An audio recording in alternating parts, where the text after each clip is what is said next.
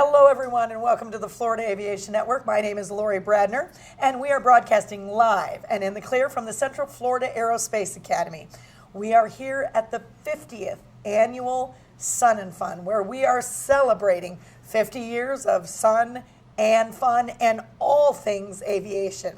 And I am delighted today to introduce a new guest to Sun and Fun, Dr. Anita Sengupta. Did I say that correctly? Yes. Excellent. Well, Dr. Sengupta, thank you so much for being here.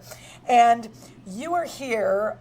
I am so excited to have you talk about your company, Hydroplane.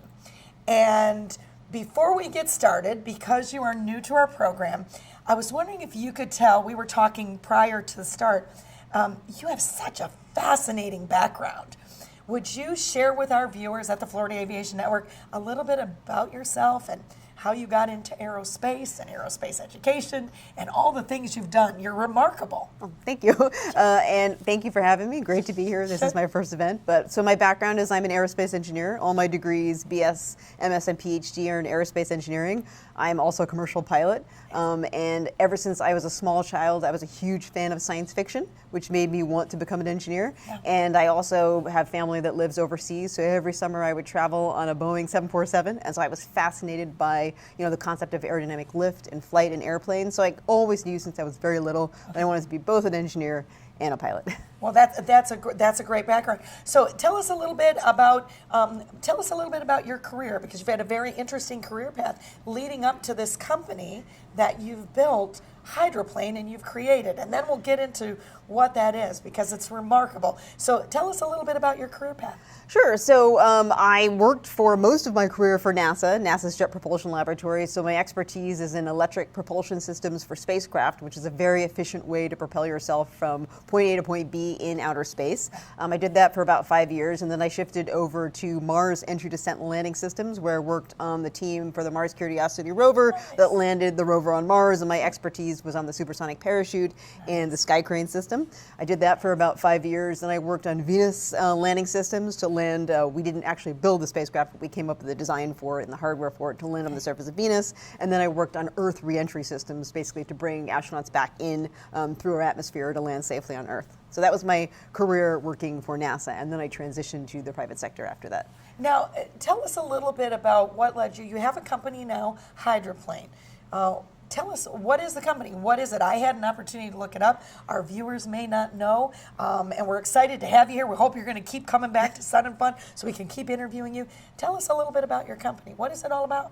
So my goal with the company is actually to decarbonize aviation, starting with smaller aircraft to support pilots like myself. And so the way you do that with a small single-engine aircraft, or even a multi-engine aircraft with just propeller-driven, is to shift to electric propulsion. So electric propulsion means that instead of having an internal combustion engine, which is turning your prop, you have an electric motor, which turns your prop. Okay. And then you have to have the energy stored on board to turn that motor. There's two ways to do that. One is with lithium-ion batteries, which are very heavy and very big. Right. The other way is with the hydrogen fuel cell technology. And so the main goal of Hydroplane is to develop a hydrogen fuel cell power plant for single-engine aircraft for general aviation pilots. Now, tell us a little bit. So with the fuel cell, does your company develop the fuel cells? Talk to us a little bit about that. Yeah, so we actually do everything. So we have a custom fuel cell which is under development under a contract with the U.S. Air Force, part of the Agility Prime program. And then we also have the full power plant with a balance of plant technologies, which includes air compressor, thermal management system, electric motor, control software. So we have that built into a Piper Cherokee aircraft, which is our overall power plant product. But ultimately we have both the custom fuel cell as well as the full-on power plant, which can go inside your aircraft. And we designed the power plant to basically fit in a Cessna 182, a Cessna 172, a Piper Cherokee, as well as an SR-20 and an SR-22. Now, you're going to have to excuse my ignorance. How easy or how difficult is it to transition these aircrafts?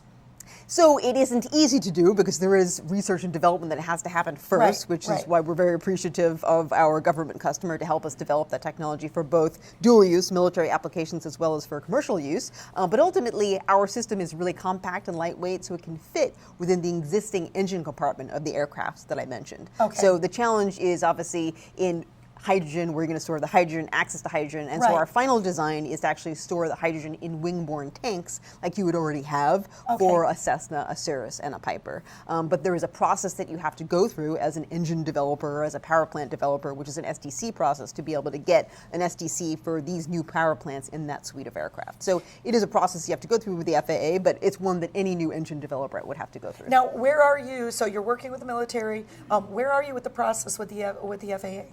So we have an experimental R&D certificate paperwork that we submitted. We've gotten back our CONOPS, basically where we can do our flight test, which is where we're based in Lancaster, California, which is North Los Angeles County. So we can basically fly around Fox Field Airport, including where our end-use customers, which is Edwards Air Force Base. So we can fly from Fox Field over to Edwards and back again. Okay. And so we're working with our local regulator, which is the fire department. So we have a permit to be able to have hydrogen at the airport, which we do. I was going to ask about that because of the flammability. Okay. Yeah, so we have a permit. We have our hydrogen tanks at the airport now outside of our hangar, and so we are doing ground testing on that. And so the final stage of our approval process is to get approval from the fire department to refuel our tanks on board the aircraft and then to be able to fly. But we can show you videos of ground testing as part of this. No, that would be awesome. And are we looking at videos right now of some of Yes. the ground testing? Can you explain what's going on here? Yeah, so this is our Protium aircraft. It's 100% hydrogen fuel cell powered. There's no hydrocarbons, there's no batteries at all in turning of the prop. And so what you can see here is our aircraft Protium, which is tethered to our external hydrogen supply. So those tanks are putting hydrogen into the aircraft right now.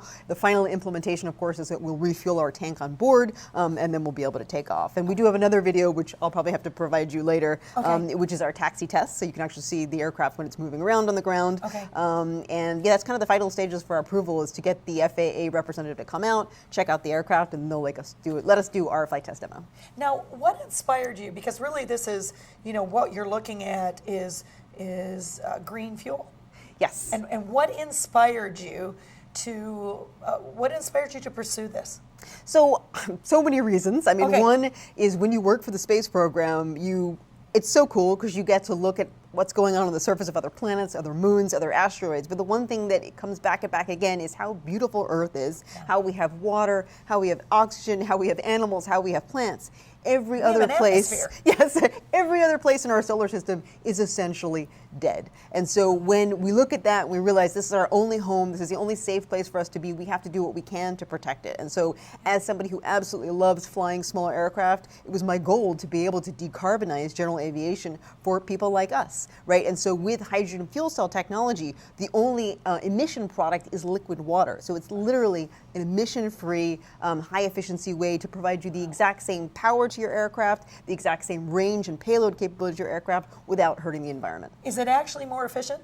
It's a lot more efficient because it's not a combustion process, it's an electrochemical process. So as a result, you don't lose basically energy into waste heat. It goes directly into creating electricity, which then allows you to turn the electric motor. Just like an electric car, which is using batteries, is more efficient than a gas-powered car, a hydrogen fuel cell-powered aircraft, which is basically an electric aircraft, is also a lot more efficient. And hydrogen weighs very, very little. So when you take a look at launch vehicles, the most efficient propellant oxidizer combination is actually, liquid oxygen, liquid hydrogen. So that's a combustion process, and when you go electrochemical, it's even more efficient. So you're looking at least 3 times the efficiency. That's awesome. Now, I know you didn't do this on your own. Great ideas are never, you might have had the brainchild is yours, but tell us a little bit about your team. You've put together an extraordinary team of people. I just had a brief time to look at some of their bios. Tell me, how did you recruit them? Where did you meet them? How did you put your team together? So I have been working for a while, over 20 years. I am also a professor at USC, University of Southern California, which is a big university in Los Angeles. What do you teach there? Let me interrupt. What do you teach? I am a professor of astronautical engineering. So I teach basically entry, descent, and landing technologies, how you land safely on the surface of other planets and asteroids to graduate students. I also teach undergraduate spacecraft design. I want to take your class. No, that's awesome. So how did you put your team together for Hydroplane? So I have a pretty big network because I work for so long. So I have friends who worked at Boeing, friends who worked at Virgin, Blue Origin, NASA, and I was able to pull in some of them to come work for my company full-time and some of them to come work for my company part-time. And I also have access to a lot of universities. So I'm able to pull in amazing interns, graduate students who are at the cutting edge of some of these new technologies and who also support our company. And then we have partnerships with local vocational colleges. So we have automotive technician interns, we have aviation aviation maintenance technician interns, and so we're able to basically get everybody that we need in this local environment of Los Angeles County to fill in all of the unique projects that we have, and everybody has a really good time doing it, I think. Well, and it sounds like it's exciting, and it's the future. And it's not only the future of aviation, but I would have to say it's the future of our planet as well. Now, let me ask you a question. I have to ask, we're celebrating 50 years at Sun and Fun. We want to talk a little bit more about your company and tell us more about the aircraft, but what brought you to Sun and Fun? Well, so I have been to Oshkosh several times now, and then I did an interview with Florida Aviation Network at Oshkosh last year at our booth, and the year before that, that's when I initially met you, and so that's the reason why I figured I'd come out this year, because we want to bring this technology to all general aviation pilots, the entire community, and the best way for us to do that is to attend these events, right, where the pilots are right here, they want to know what the new technologies are, and that's the reason why.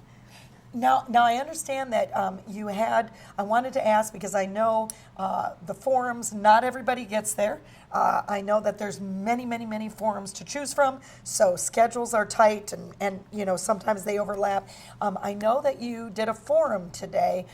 Tell us a little bit about what you were presenting, what you were planning to present, what you talked about in the forum. So the forum basically is to talk about how do you integrate a hydrogen-powered aircraft. So part of what we did over the course of the past 6 months is to take a standard single-engine aircraft, strip it down, and build it back up again with all of the required subsystems for giving you hydrogen power. Is that the Protium? Yes, that's Protium. So that is our proof of concept. That's our technology readiness level 6 demonstration. That's what we did under contract with the Air Force, and ultimately we want to transition that into a product for experimental aircraft owners, and then of course regular certified single-engine aircraft owners. I want to ask you, what was the biggest challenge for your team? The biggest challenge. Fair question? Yeah, there's several challenges. Okay. And I think one of them, of course, is that we're an electric propulsion system. So a single-engine aircraft is set up for internal combustion engines, so you got to rip out the entire feed system. Right. You end up having to rebuild the entire electrical system, and you have 2 electrical systems for a electric vehicle. You have to have your traditional low-voltage bus, which we're using a 12-voltage bus, but you also have to have a high-voltage bus. And so all of that brings in a lot of cabling, brings in a lot of thermal dissipation, brings in EMI that you wouldn't normally have in an aircraft. Okay. And where do you see, how old is the company? Oh, I started it during the pandemic, so we've been actively working. So not very old. You were busy, okay. So we've been actively working on it for 2 years. Okay, and then where do you see, talk to us a little bit about future goals. So 2 years, 5 year, 10-year plan, where do you see yourself?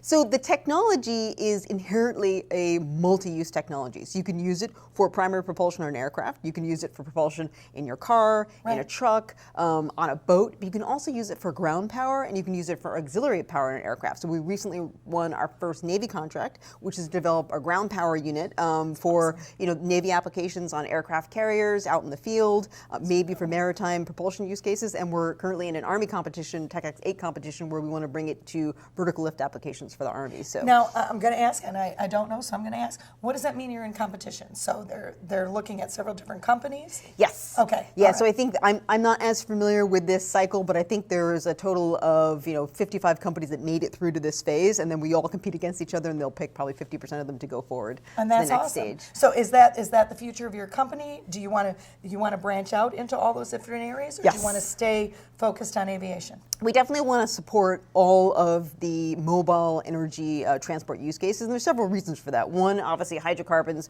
are very polluting. They're not very efficient. We don't produce them largely domestically, so this actually helps our country in general because it gives us a domestic supply of energy, which is hydrogen, and it also takes away from having to get lithium-ion batteries, which are actually also don't come from here, and they are also pretty bad from a polluting perspective because there's a lot of waste that's generated. So really doing it to help to decarbonize the aviation sector in general. So it makes sense if you have a technology which can be used for a variety of different use cases, you might as well. And from a commercialization perspective and from a regulatory perspective, having something for ground power, you can get that product to market a lot sooner than obviously the aviation one, which is going to take longer just because naturally, the FAA has many different regulations that you have to go through as you need to because it's a safety process you have to go through. So that's the reason why. Now, is this something, have you reached out internationally?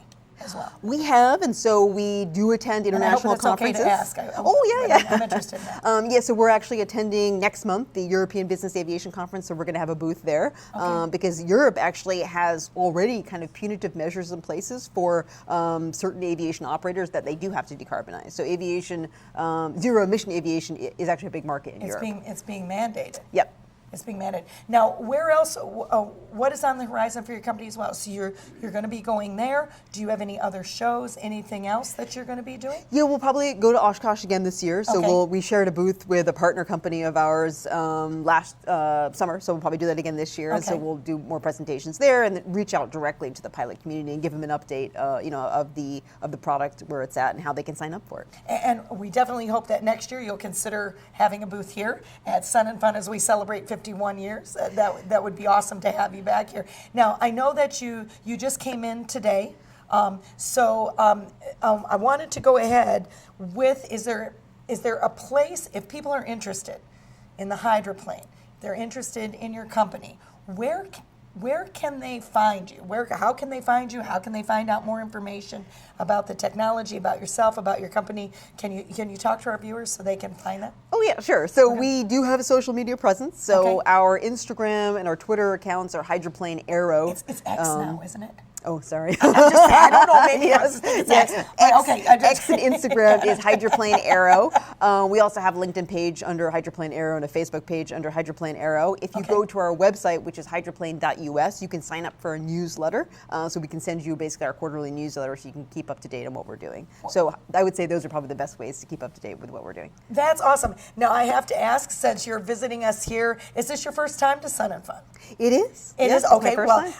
And again, we are so excited to have you here at the Florida Aviation Network. What are your thoughts? Have you had a chance to look around and see Sun and Fun? What are your thoughts? Well, actually, I did come here yesterday, so I spent all day yesterday attending the workshops and chit-chatting to different people. Especially, I had a great conversation with the Redstone Army test people over here, and they also had a drone there, so I was trying to learn more about the different military products for vertical lift as well as for aircraft. And then I also got to look at all the airplanes and get in the ones that I hope to one day be able to purchase some of those and transition the Pipers, for example, to emission-free propulsion. But yeah, it's my first time at the conference, so it was a lot of fun. And I would say it's very accessible because you can walk around it in less than an hour. The temperature is fantastic now, so yeah, I think I'd definitely be back next year. Do you know? I think we were talking to someone and they said the weather here in Florida, they thought they were in California. Yes. So I think so, absolutely. Well, I want to say thank you, Dr. Sengupta. Thank you for sharing. And again, it's hydroplane.us. Yes. For our viewers that want to take a look at your company. We look forward to having you back. We want to have you come back, have a booth here, so that those people that are coming to Sun and Fun 51, look, I made it, it rhymes, that they can come see you. We look forward to seeing you at Oshkosh and hope that you will join us at our desk at the Florida Aviation Network to tell us more about what's new and what's happening. So thank you so much for joining us, and good luck to you, absolutely. And I can tell you, as a science educator, I'm a teacher by trade, and a professor looking toward the green technologies and saving the planet is just absolutely awesome. Before we head out, want to the young people that might be watching, to some of our viewers, to our students, any closing thoughts about, based on your background, any closing thoughts about green technology or where we need to go, what we need to be thinking? What should we be doing to be good humans? Well, I will say, even just from a career perspective, all of the jobs of the future are in the STEM field, so science, technology, engineering, and math. So if you are in school, whether you're in middle school or high school, take all of your math classes, take as many science classes as you can, try and do as much as you can with your hands, like with robotics clubs or aircraft building clubs or car building clubs. But really encourage people to get degrees in engineering, physics, biology, the sciences, because that kind of is the future of where all the work is. And as a technologist, as a scientist, you can be part of the solution to fixing problems around the world. And it feels really nice to be able to do that in your job. So I think it's a great, stable job. It usually pays really well too. And you're doing the right thing for the planet and for your community. You know what, Dr. Sengupta, you are a teacher's teacher. Professor Sengupta, it's a pleasure to have you. Thank you so much for joining us today. We hope that all of you will come join us and see Sun and Fun as we celebrate 50 years. We've got beautiful weather today. We've got a wonderful, wonderful night air show tonight as we get ready to close out the show, 50 years tomorrow. Again, my name is Lori Bradner with the Florida Aviation Network, and we look forward to seeing you here.